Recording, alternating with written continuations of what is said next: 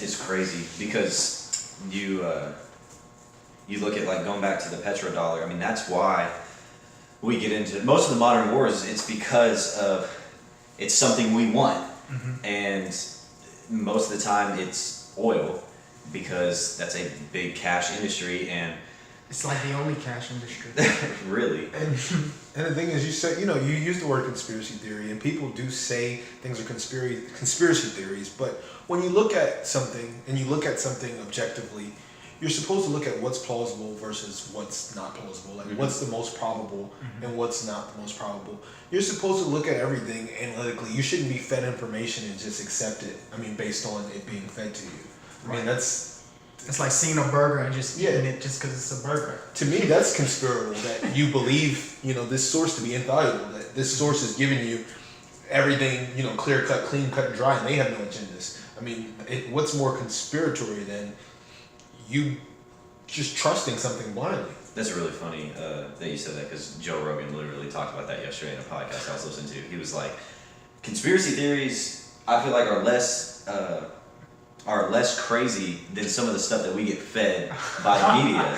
Yeah, we believe it. And it's the media is just a big, big industry that is trying to push us in one direction. Like you said, you think it's predominantly left, which it is, but it's also the era that we're living in right now. Because I told you, or like I said earlier, Donald Trump got elected to make us miss Obama. But everybody's doing the same shit. One of the examples I usually give people is that I remember before the war in Libya, I remember this coming on the news. You may remember this as well. They said that this was reported. Gaddafi is giving his soldiers Viagra so they can rape the women. This was reported on the news, and I'm like, what does that have to do with anything? I'm just like, okay, so. You're out here. You're killing your own people, and you have like this huge, I guess, plan of domination to take over, and you just call your soldiers in like, hey, come on guys, look, come on in. Look, I got these little blue pills here, and go take care of business. Yeah. Game plan break. Oh, some stuff to me just seems so ridiculous that it can't necessarily be true. It's just like. They had this came out during the Iraq War, the first Iraq War. They had like the little girl that came out that said, "Oh, the Kurdish soldiers are coming and they're unplugging incubators. Yeah, they're unplugging baby incubators." That was back in the 90s, huh? Yeah, and when I hear that, my brain automatically tells me, unplugging baby incubators sounds a little too heinous to be true. Sounds like something that a supervillain does on on Batman or something. It doesn't sound like something that really happens in real life. Right. Now, and it came out that was a PR campaign and that she was making this up in order to build, to beat the war drums. And a lot of times when I hear things like that, things that sound like something that a supervillain does, I don't necessarily equate that to large organized groups. Right. Now, can it happen? Yes. But when things are a little too far-fetched to be true, sometimes I, get a little weary. Right. But the thing is, people will believe that and then turn around and be like, oh no, we went to Iraq because of 9/11. And it's like, we were there. That gave us our biggest, we were there before 9/11. That's the amazing thing. Well, we were fighting a legal war. Right. Yeah. Most definitely. And so, the way that people are educated, I feel like also matters. I think very few people graduate and tie everything that they've learned together.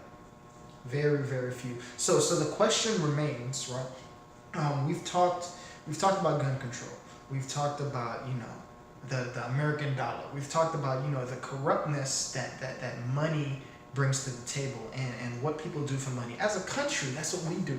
And it's not really, I'm going to go ahead and suggest that it's not for money, it's for greed. We are just greedy people. And money just happens to be, at the top of the greed plateau, right? How do we change society? What can we do to change society? Because it's easy to talk about gun control. It's easy to say, okay, well, we just need to stop banning guns. We just need to ban guns. But then it becomes like illegal, like marijuana, and people do people do cocaine, people do all kinds of drugs. Even the legal drugs they break the law with, because half of them drive home drunk. Yeah. And so, how do we change as a country, as individuals, so that the corruptness and the altruistic nature that we should have shows? Well, it's got to start. It's got to start small scale from the home. Like when we were talking about that teacher that my wife works with, that she's black, but she does not allow any of her children to say the N-word. And that starts in the home. She's like, I don't like the word. She said, I think it's offensive. I think it's something that demonizes our culture, and still does, even though we try to make it into something different, right? And she's like, and I'm not going to allow you to say that. And that instills a value in yourself, a value in your culture, and I think it makes you think deeper. Now, if we take that and we apply it to guns, or even to just the way you treat other people, we have a moral complex that we're looking out for ourselves more than we're looking out for our neighbor. We talked about the Amish community. Right. And we could take a lot of notes from them. Obviously, I mean, we don't want to get rid of technology and things like that. But right. You're going to help build your neighbor's house. Your neighbor's going to help you build your house. That's how it should be. If you're really good at raising cattle, you're going to raise cattle. This person that's really good at raising corn is going to raise corn. And you know what? The whole community is going to be able to take part in that. But once again, that's a small scale. We don't have 330 million people all looking out for each other. And that's what's going to be really hard, is we're going to have to start small. You're going to have to start household, town, county, state. Like, you're going to have to grow. But do you think, like why hasn't anyone, if that's such a, and I want you to answer this, Seth, if that's such a plausible, like if you're thinking about it, you're saying we start small, right? We start in the family. We need to change the American family. We need to change, what we do. Why hasn't it been brought into the media, into light, into, someone running a campaign? If that change is necessary, why hasn't it been brought up? Just like you said, if it's plausible, and if we look at plausibility, we look at its ability to be implemented effectively without much pushback. Yeah, without much real trouble behind it, pushback, or whatever is going to happen to inhibit it from occurring, so it can practically occur. Right. If we're talking about that, then the number one tools that we have to shape people are it's like media. TV and media, and right now social media shapes people as well. People are being social media does more shaping sometimes than just TV media, honestly. People are being shaped by what's around them by this, and if there's no major dollar campaign that's shaping people to act a certain way, it'll be amazingly difficult to get people to act a certain way without influencing them to do it. Right, and that's why people don't have. We'll go back to the plant workers. They're making six figures. They're making $100,000, $120,000, whatever. But they're working their tails off. They're working shift work. They're up in the middle of the night. They're doing whatever. And I have a lot of plant worker friends, and they're like, "Oh, I don't really work a lot, but when something goes wrong, I'm out in the rain. I'm doing whatever." Okay, they don't want to share their wealth because they work their rear ends off, but they think it's because everybody has this mentality that there's going to be somebody that's freeloading, and that's what it boils down to when we try to do any sort of social reform, as far as with. But do you think that that's a social? Or anything? You think that that's you think it's social reform to say, hey, we need to change the way American families think, operate, behave? Yeah, because we have people that. Just the American family in general. So say it's in the most traditional sense. You have a man that's making more than, and I'm probably gonna get some flack for this. A man's making more than the woman. They're making a good living. They have 2.5 kids. No, they have 2 kids, and what they're instilling is they're gonna instill hard work brings you the fruits of your labor. So you'll be able to live a certain lifestyle if you work hard. You do this, that, and the other. Well, by instilling that into people. It goes one or other extremes, in my opinion. So we have somebody that gets instilled really hard work, this, that, the other. You're gonna go. You're gonna get in the rat race. You're gonna make money. You're gonna do this. You're gonna live this certain lifestyle. And then you have the other end, which the right definitely thinks that the left does, which is mooching off the system. Right. So I feel like you have an implementation of both instead of meeting in the middle and saying, hey, we can all work hard. Some may work harder than others, but we should still work to bring these guys up. Then I think that's going to overall bring happiness. But I don't think that that's perpetuated in the American home. I don't think that anybody is out there teaching their kids. Well, there are people, but the majority of people aren't out there teaching their kids, hey, you should really look to help other people even if you're in a bad situation. Well, I mean, I feel like we're getting into the social politics, like for instance, like welfare and helping people that don't have as much. What I'm more concerned about is, for instance, I want to see change. I want to see less people worried about shiny things and more people worried about being happy. I want to see more people worried about family life than they are about playing 2K, and ignoring their 4 or 5 kids that they have out of wedlock with 3 different women. See, I'm being real. Yeah. That to me is not is not saying, okay, well, if you work hard, you also need to remember that there are those that aren't blessed with. Like, I'm not suggesting a social welfare program. I'm suggesting, America as a country, we can do better. We have the technology to do better. We have the means to address and say, hey. But the thing is, I mean, I don't know. I feel like it's definitely a good principle, but for some people, it's gonna lead to disappointment because I don't think there's a direct relationship always between hard work and level of success attained. Right. Sometimes I know some people who work hard but not smart, who work extremely hard but just not smart, right, and they're just spinning wheels. Right. Some people who spin wheels all day and they're working to the bone, but they're not yielding any fruit because they don't know how to work smart. Or they don't know how to capitalize off connections, or they don't have connections. Because I feel as though there's some sort of happy medium between, I don't know, I guess success is, your smart work, your hard work, and how you capitalize off of your connections and opportunities.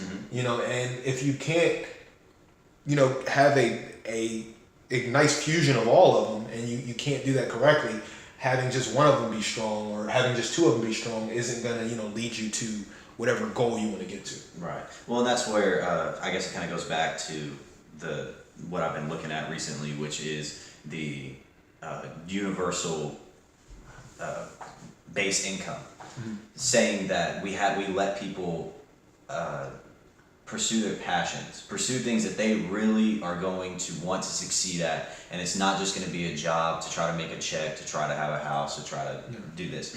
And if we can do that, I don't see how it could possibly be done, because we're gonna have so much pushback on it from people that, frankly, really emulate myself.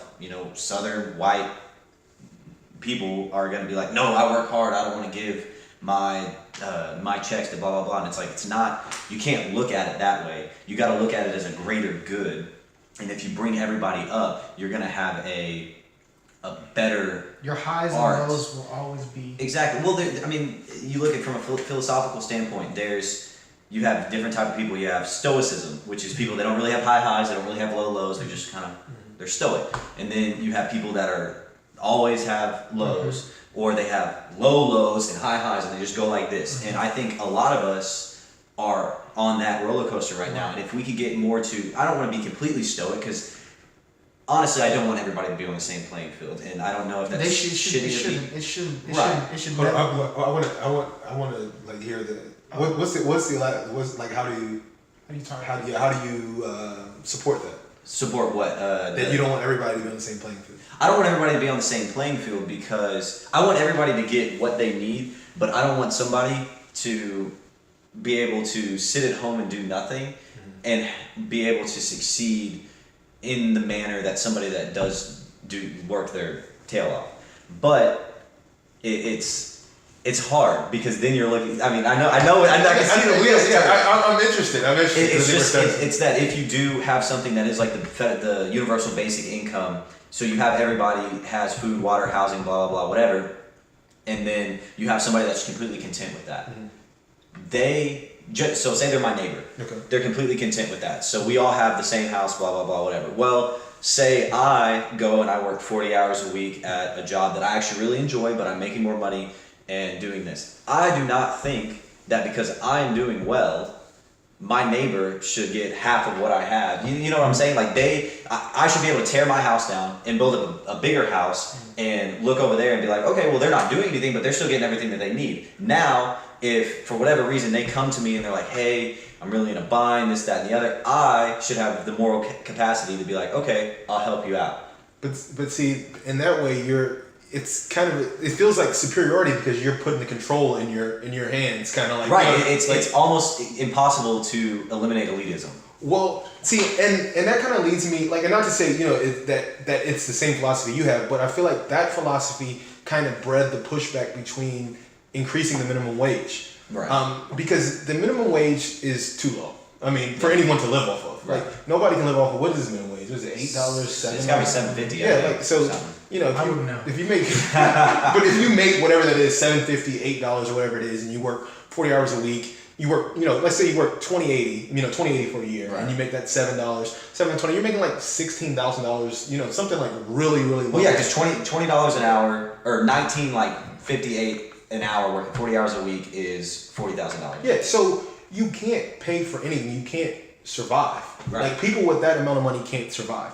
And I feel like the main reason that the main reason that people were pushing back on that is because they're saying, hey, these people are beneath me. I don't want them making the same amount that I make. If they make $15 an hour, shoot, and I make $15 an hour, then they make the same amount as me. And I don't want anybody at McDonald's making the same amount of money as me.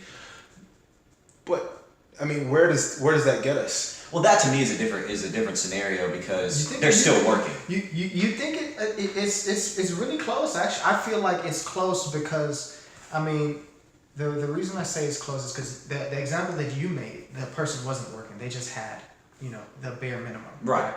Versus someone that's working, making minimum wage. But yeah, if I'm making $18 an hour, I worked hard to make my $18. I know that it's nowhere near minimum wage. And all of a sudden minimum wage comes up. That means I have just changed the social stratification. I honestly have. Now, the standard of living is what I feel like we need to change. Because what's going to happen as soon as you change minimum wage, the standard of living, let's say a grocery store owner, he's going to say, okay, well, I need to change my prices now because I'm not making... these people are coming in and buying my groceries, but I can make more money. Well, the thing was, they never could afford it anyway. I mean, they had to do it with some sort of assistance or something. There's they can't afford that kind of stuff. Yeah, EBT card. Yeah. So, but the thing is, I feel like it's a big problem that people place their personal value based on the amount of capital they have or the amount of spending power that they have. So it's like, hey, you know what? This person is doing this, and that's lower than what I do. So they should make less than me.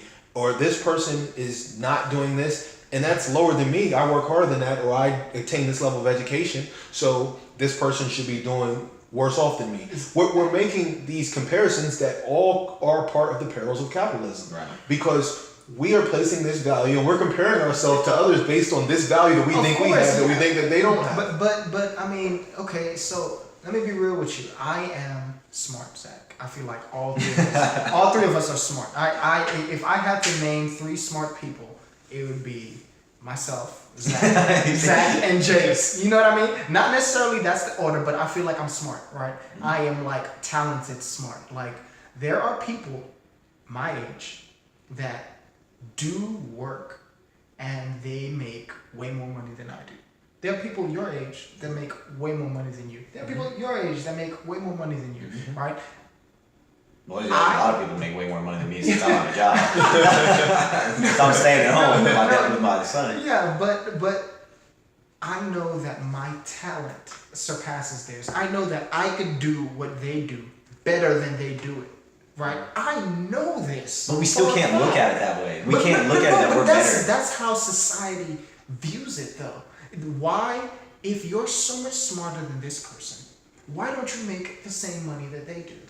And then you're thinking, that's what your parents do. They say, Ashil, I want you to be a doctor. The reason I want you to be a doctor is because you're smart, we know that you can do it, and that is really the plateau of Earth. And well, that goes back to doing something to make a check. You think that your mental capability allows you to do a job that is considered prestigious because of the amount of money it makes. Now, if for some reason, and it's just so hard because I teeter on, I don't want socialism. I don't want to just like, if at most I would want democratic socialism. But I don't, as far as like the healthcare thing goes, I don't think that we should be like, okay, yes, somebody that did go to 8 years worth of, well, like 10 years worth of school to be a doctor, and they're doing open heart surgery. I don't think that because we have a federal, or like in Europe, we have a universal health care bill, that we should pay them less. But like you said, there's a lot of things that you don't need to make $200,000 a year. You don't need to make $300,000 a year. If you change the standard of living like you were talking about, then that would change our mindset. But the thing is, you look at somebody, a couple, that make $100,000 a year combined. They can attain a certain lifestyle, but they yearn to make $200,000 a year to attain this lifestyle. If we change the money standard and we say, okay, if I announced today, if I got on television and they broadcast me on CNN and Fox News, that's all I need, because that's holding America right there, which is sad. That those two, if I'm on broadcasted on both of those, the whole world will see me. Yeah, but you'll be making 2 different points on each station. Plan sometimes too is I could technically go to Lee College for 2 years and get my or whatever it is. I don't even know what it is. That's how out of touch I am. Or tech, and I could go work in the plant. Process tech. That's what. Yeah, process technology. And that's the thing about it. It's just like for the markets that aren't specialized, there's like no cap. Exactly. There's no cap. People can just do it. Well, that's what A&M, like with the engineering ones, they do. They have 20. I think it's 25 by 20. So by 2020, they want to have 25,000 engineering students come in. But the thing is, after you get in, you take your freshman year, and then you have to basically reapply to the engineering college. And a lot of people that don't make the grades, they're not going to be in that major anymore, and they get displaced to other majors. And then it's like you have a plethora of liberal arts, which I mean, I got a liberal arts degree. So did you, right? So but I originally went for biology. But I figured out real quick, I'm like, this is not what I want to do. At least you do it. Yeah, well, because I lived in Haiti for 3 months. I did medical mission work, and I was like in the field doing, like, helping with just all kinds of procedures and stuff like that. And I saw a bunch of crazy stuff, and I was like, oh yeah, I want to do that. And then I came and sat in the classroom, and I was like, this sucks. That's the thing. It's like people would always tell me, they're like, oh, you're smart, you should be a doctor. I'm like, no, the hell I shouldn't. I mean, it's not my passion. Like, I know that I don't care that much about sick people. Like, you know what I'm saying? That sounds so bad. You don't care about sick people. Is it going now? Yeah, it is. Well, I mean, it doesn't. They matter to me, but not for me to like be all at one. I'm like, oh, yeah, let me do this for you. No. Right. It's not your passion. Yeah. But no, to speak to your point, which how do we change the family dynamic? It really does start with having all your needs met to be able to pursue something that really you are passionate about. Like you just said, I mean, you can make a lot of money being a doctor. You're smart. You probably could do it if you wanted to. There are people that become dentists because it makes a lot of money and they can do it. Well, dentistry has the highest suicide rate out of any occupation.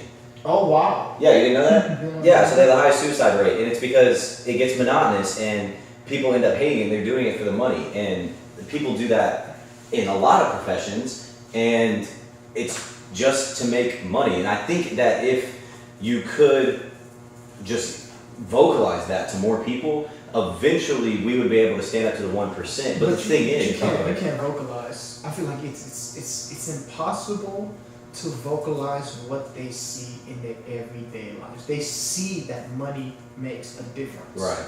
You know what I mean? Rap videos on television. It's everyone strives for that. Like the plot. Name one movie that doesn't have anything to do with money. You know what I mean? Like, well, I mean, even it's one of the hard. most recent Or wealth. rap videos that has been going around. I mean, Drake's God's Plan. Mm-hmm. He's giving away money. Right. You know, even though it's a really feel-good video, it's a really good thing that he did. Mhm. It still revolves around money. Back to that song. To me, it sounds just like the "I don't usually do this if I'm drunk or high" song. Is that just me? Like when it sounds like just like the both. the one. I don't really do this unless I'm drunk or I'm high. It sounds the same. This is like A lot of Drake's music sounds like that, God's plan. but he's still vibing. the same song. Playing same song. But that's just really what it boils down to is as long as you have money, you're going to have the elite, the 1% that are controlling the government, that are keeping the people in this rat race because everybody's going to want to strive to make more money so that they can succeed like these people that they see, like the rappers or the even the Elon Musks. The fact that the private sector launched a rocket into space to Mars, you know, people are like, oh my God, I want to do that. I want to be the innovator. I want to make this money. Instead of people having the mindset, I want to innovate to not benefit myself, but to benefit society. So Elon Musk, yes, he makes Tesla. He's making, in 2019 and 2020, they're going to put out semi-trucks that are going to be able to drive themselves, that are also going to be fully electric. That is mind-blowing. And the fact is, the price is competitive to what traditional semi-trucks go. So he's doing something great for society. Not saying that he shouldn't benefit from that. I mean, he's a great mind. He's making a lot of money, but what? Like, do you really need that much money? That's we had Our first our first video. No. Let me ask you this. I mean, because this is just more philosophical, but sometimes I like to go in the philosophical realm. Of course. Because we're doctors, we have our PhD in philosophy. Not yet. But do you believe that if an individual despises their talent, then they and don't necessarily use it because they despise it. Their whatever their gift is, are they disrupting the natural order of life, society, the world? It depends. If by denying their talent they're still being a benefit to society, I don't think so. But if they're denying their talent, if they are only, and I hate to say this, but if they are only good at one thing, and say that one thing, I mean just simplicity's sake, that one thing is picking up rocks and putting it from here to here. It's somebody that's ridiculously strong, and they're really good at picking up rocks and putting them from here to here. And that benefits society, but they hate it because obviously that everybody would hate doing that job. Yeah, it sucks. But they can go and they can do something else. Say they can go and catch fish, or they can hunt with their bare hands or something like that, and they can benefit society. Then no, I don't think that pursuing your passion, even if you're not it's not your quote unquote talent, I don't think that it throws off the natural cycle. Now, if your talent is the only, say me, could be talented at one thing and I despise doing it, but you know what? I really want to be a singer. I'm a god awful singer. I'm not benefiting society. I'm not, just because I'm passionate about it doesn't mean that it's the right thing to do. Because I'm passionate about third world missions. I went on third world missions a few times, and I loved it, and I love doing it, and I love helping people.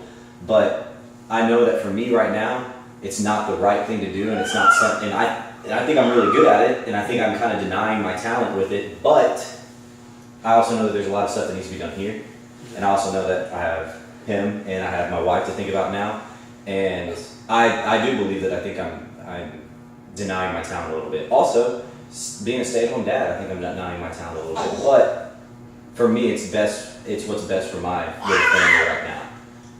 And I think that's what it really boils down to. But if you're going to deny your talent and not do anything, then yeah, you're definitely throwing off the cycle. Because people are having to take care of you. I agree, and I disagree with Jason. I agree. I agree that if you have a family, they come first. Right. You know what I mean? I'm a big family person. I think that's. But at the detriment of others. To be a family person, I feel like that's my flaw. I'm not a martyr. I'm not going to sit on here and pretend like I'm a martyr. My family will come before anyone else. Regardless of whether I am spoiling them to death Right. Or you see what I'm saying? I just feel like that was the way I was raised, and so my family needs to understand that I'm all about them before myself, before anyone else. But back to what you said, I think it is a poison, and it's a poison that we don't see, to do something that's not your calling, whether you hate it or not. You know what I mean? Because what that puts you in a position to do, is it forebodes, or it foreshadows someone doing something for other than the greater good. Like I'm not good at public speaking, but I become a public speaker. Why? Because it pays better. That could be the only reason why. If something is your talent, then someone has told you, hey, you're really good at this. Why don't you do it? And it's like. But it could be something you despise. You could be a very nurturing person, and you could be really good with kids and everything like that. But you could despise working with children. Oh, but here's the thing, right? That I don't believe that there is a talent that you're given that you can't utilize. So if I don't like kids, right? Why can't I be the CEO? Why can't you train people? Right, or train people, or own a company, start a company that trains people, or start a company that takes care of kids. You don't ever have to deal with the kids, Just get that skill. Use that skill. Exactly. Use that skill to develop people that can then, because if you're talented in something, then that's almost like you're the godfather of that something. Well, I think that's where we develop these really, really successful CEOs and things like that, is that they are really talented. And think like Steve Jobs, for example. So when he started, I mean, he was kind of in the trenches doing the coding, doing stuff like that. Do you think he really was doing that once he owned Apple and he was making all this money? No, he was up there talking about, oh, we're about to release the new iPhone. Right. He was making decisions saying like, oh yeah, this would be a good idea, this, that, and the other. But he wasn't in the trenches writing code anymore, and it just kind of elevates. But it's very hard to say, oh, I'm good at this thing, and starting from the bottom and be like, oh, I'm good at this thing, I'm not going to do it, but I'm just immediately going to go to the top and tell other people how to do it. Right, but that's the process that I'm in right now. I'm not at the top of anything. If anything, I'm at the bottom, and I know that if I stick to it, with the support and the family and the friends that I have, it's gonna work out. Yeah, it's gonna turn into something that I can't imagine. I can't imagine. It's just that is a very very interesting philosophical. So what's your take on that, then, Zach? Do you think that that if someone denies their talent, that they're a detriment to society, or they're thrown off the natural cycle? I did ask it, and I guess I asked it because it is one of those questions that's a little difficult, and I don't necessarily have a concrete stance on it, because I do think that it could go either way. Mm-hmm. It's possible.